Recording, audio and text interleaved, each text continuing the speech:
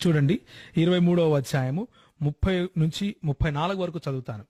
చూడండి, ద్రాక్షరసముతో ప్రొద్దుపుచ్చే వారికే కదా, కలిసిన ద్రాక్షారసము రుచి చూడజేరి వారికే కదా అని ప్రశ్న 29లో ఉంటుంది. యాక్చువల్గా ఏముంటుందంటే, ఎవరికి శ్రమ, ఎవరికి దుఃఖము, ఎవరికి జగడములు, ఎవరికి చింత, ఎవరికి హేతువులేని గాయములు, ఎవరికి మందదృష్టి అని సామెతల గ్రంథకర్త ప్రశ్నిస్తూ సమాధానంగా ఏం చెప్తున్నాడంటే, ద్రాక్షారసముతో ప్రొద్దుపుచ్చు వారికే కదా, కలిపిన ద్రాక్షారసమును రుచి చూచే వారికే కదా అంటూ 32వ వచనంలో, త్రాగుట రుచిగానుండగను దాని వైపు చూడద్దు, పిమ్మట అది సర్పమై కరచును, కట్లపాము వలె కాటువేయును, విపరీతమైనవి నీ కనులకు కనబడును అంటూ త్రాగుబోతుదనం గురించి, లేకపోతే ప్రొద్దుగూకులు మద్యమును సేవించే వారి గురించి చెబుతూ ఈ మాటలు రాశారు.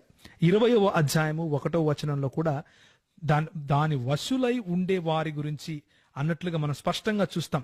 దాని వశమైన వారందరూ జ్ఞానము లేని వారు అంటూ బైబిల్ చాలా స్పష్టంగా ద్రాక్షారసము వశులై ఉండేవాళ్ళు అంటే త్రాగుబోతులను హేయమైన వాళ్ళుగా స్పష్టంగా చెబుతా ఉంది.